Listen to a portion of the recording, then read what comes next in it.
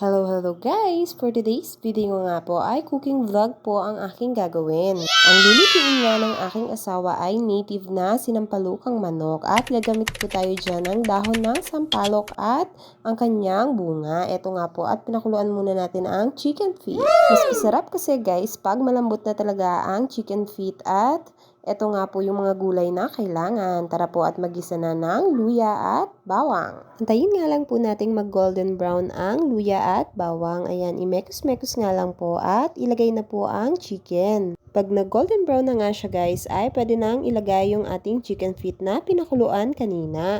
Masarap po kasi talaga sa sinampalukang manok pag malambot na yung ating chicken feet. Eto nga po at nilagyan na rin ng patis ng aking asawa para lumasa na sa ating manok. At nilagyan na rin ng pamintang durog. Nilagay niya na nga rin guys yung dahon ng sampalok. Naglagay din siya ng cubes para pampalasa. Ang ginamit niya ngang pangsabaw dito guys ay yung pinagkuluan ng chicken feet kanina. Nilagay niya na nga rin guys yung sabaw na pinagpakuluan ng bunga ng sampalok. Ito nga po ang magsisilbing pampaasim natin sa ating native na sinampalukan. Ito at nilagay niya na rin yung siling haba at yung sitaw. Pati na rin yung okra.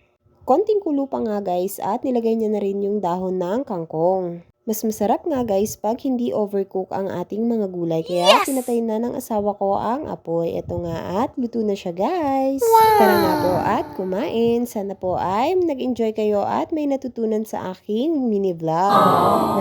Maraming salamat nga po sa inyong suporta sa panunood sa aking mga video. Sana po ay mapanood nyo hanggang dulo. Patuloy nga po tayong magtulungan para umangat ang bawat isa. Hanggang dito na lang po ang aking munting video. Thank you for watching. Like, follow, and share.